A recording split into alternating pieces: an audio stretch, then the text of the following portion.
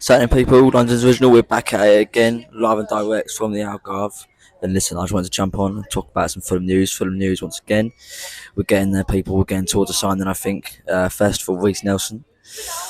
I've got a bit of stick for my takes on Reece Nelson. I talked about it with Jack Kelly and Dan Crawford on the Hamians podcast, Green Pole, last night. For me, we saw what Reece can do last season. He's a decent player, but the best ability is availability at the end of the day, and I can Reece go and guarantee that for a full season. I think Fulham need a winger who can go out there and score goals, and I'm not sure that Reece Nelson who can be that across a 38 game season. I think so that Fulham can get a top winger who has a talent to sort of transform his Fulham team, and that'll take Fulham to where they want to go towards towards European ambitions. And I'm not sure that Reece 100% can do that. We saw glimpses of it last season.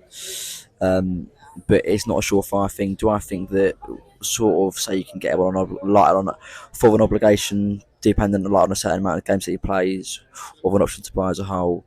I think that is a step in the right direction. Say that Fulham bring in another direction beside him, because then you can look at the upside that he shows being just 25 and him showing glimpses, being the right profile of a winger, being a direct winger, which is something that Fulham lack, and I would get on board with that. But say that we were to bring in two wingers, I imagine that one would leave, and that is drawn recent speculation that Adama Traore may be leaving the club. Um, Listen, it's a tough one. If Adama could put it together consistently, he wouldn't be at Fulham. He'd still be at Barcelona, but he's not, right? He's at Fulham. Um, Say that you could get a sizable fee for him, I'd be up for selling him. To be honest with you, he's getting towards 30.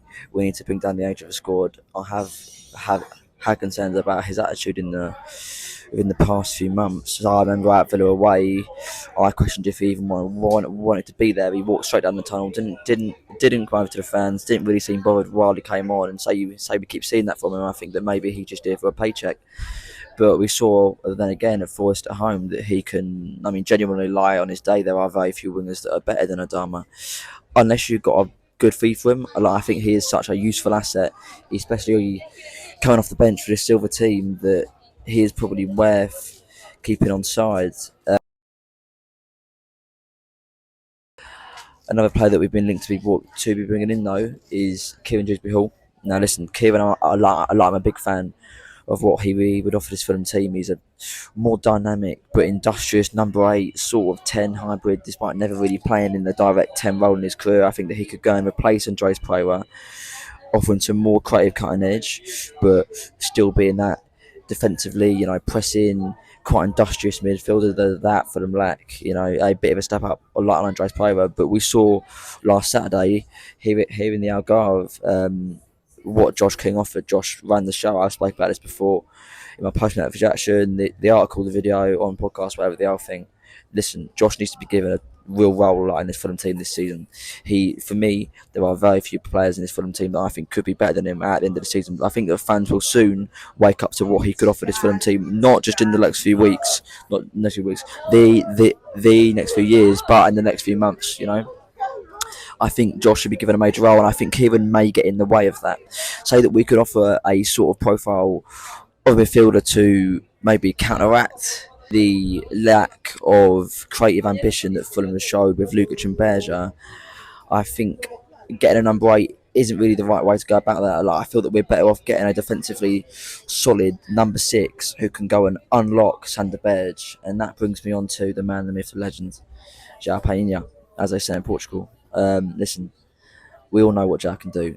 He's maybe the best player that I've ever seen in a Fulham shirt. I imagine that this one won't be a goer a lot unless we reach late in the window when Joe's not found a place like Tottenham that he's been linked with, that he can go and get regular European football at. Because I think that he wants to move on from Bayern this summer, whether that's permanently or on a loan. I imagine in Fulham's case that will be on loan. But like I said this in a Twitter post that I did recently, the combination of Berger and Palhinha lie in midfield would dominate teams physically. We would be a dominant side within the midfield, and I think that would give us some more bite in midfield that we did lack last season. And I think that João showed in spurts, and Sander Berge has showed at Genk and at Sheffield United mainly, that he has a lot to offer going forward, and we haven't really seen that out of Fulham because he's been confined to a number 6 role. So that we could get somebody next to him like Zhao, that Jack Kelly revealed that we are interested in, as speculated before. He would transform this Fulham team, and that would be a real statement, live intent. The sort of statement, live intent that this Fulham team needs. That bit of X factor. Zhao can win your game on his own. We've seen it so many times, and that would really, really change the game for this Fulham team. But listen, I spoke about Raheem Sterling, last a goal scoring winger option that we've been linked with. I think Raheem, listen, he's 30. He's not that old.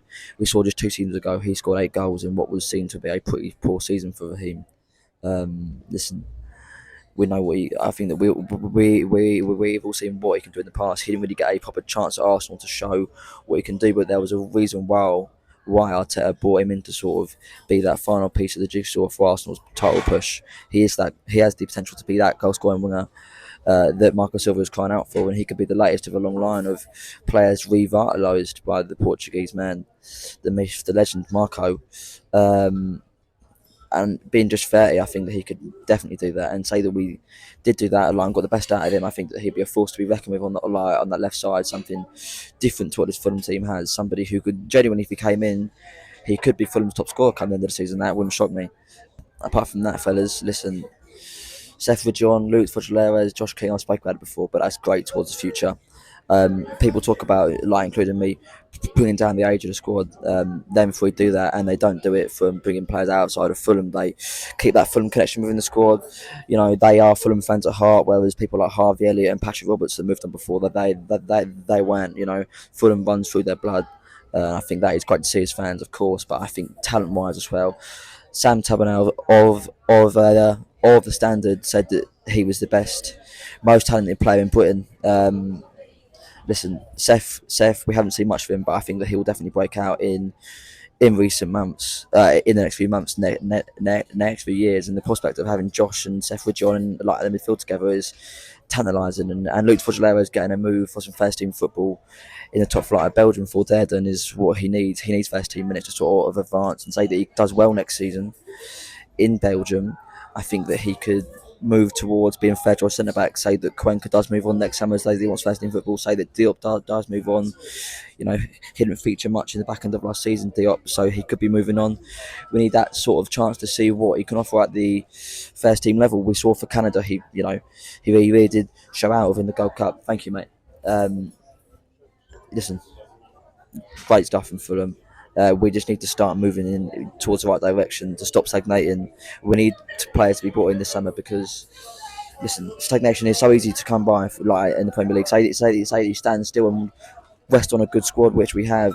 Teams catch up with you. Just go and look at the business that Sunderland are doing and teams like that. We can be caught up on so easily. We need to keep progressing. That is so key. We need to start giving Marco good players to make great, not decent players to make good. That is crucial. Final word on the situation in the Algarve. Listen, we're having a great time. We're getting on it. Say you want to know what's going on, go on the Hammy End and read the Algarve diaries. Here's a bit of a low key one. I've got an iced coffee that I've drank that the phone's rested on, and I've got a ginger ale just there that I'm drinking, so it's low key. I needed a few hours off the drinking, fellas, I'll be honest with you. But listen, we're loving it. We should be building up to a game that we can all go to. Of course, we've got the behind closed doors game, but it is just like such a disgrace about how the club have treated the fans that have come out here, spent our hard-earned money, and we've just been abandoned. It shows what the club thinks about us, really.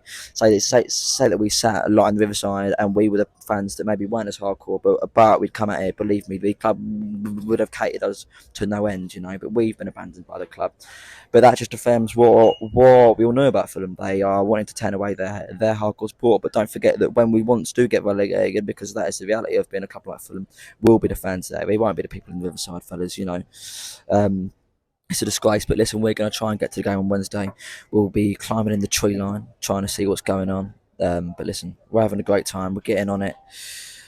Spreading the word of Fulham across Europe once again. I'm sure we'll be doing it next autumn through the realms of the Conference League, for our League Cup win this season. I can feel it, gentlemen. I can feel it.